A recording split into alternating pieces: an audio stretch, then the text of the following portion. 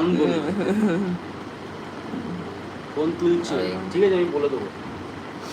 কে বলেছে পয়সা দিয়ে ভালোবাসা হয় না? আমি একটা মেয়েকে প্রেম করতাম, তখন সেই মেয়েটা মা কিছু না আগে জিজ্ঞাসা করেছে তুমি ইনকাম করো কত।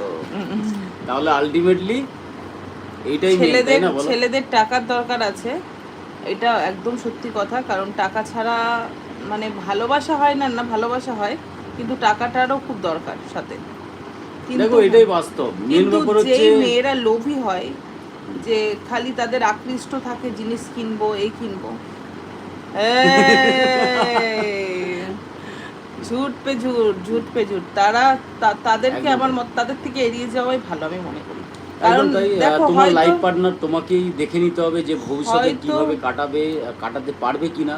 দেখো হয়তো তুমি সেই পয়সা হিসাবে খরচা করতে পারবে, আমি একটা মেয়ে হয়েই বলছি এটা, পয়সা খরচা করতে পারবে সেই মেয়েটার পিছনে যখন খরচা করতে পারবে, মেয়েটা তোমাকে বিয়েও করলো হয়তো, কিন্তু মেয়েটার যেহেতু লোভী, সেহেতু মেয়েটার কিন্তু অন্যদিকেও আকৃষ্ট হয়ে যাবে তোমার থেকে বেটার দেন যদি কারো থাকে, আমার মনে হয় এটা, কারণ আমি নিজের চোখে এরকম অনেক দেখেছি।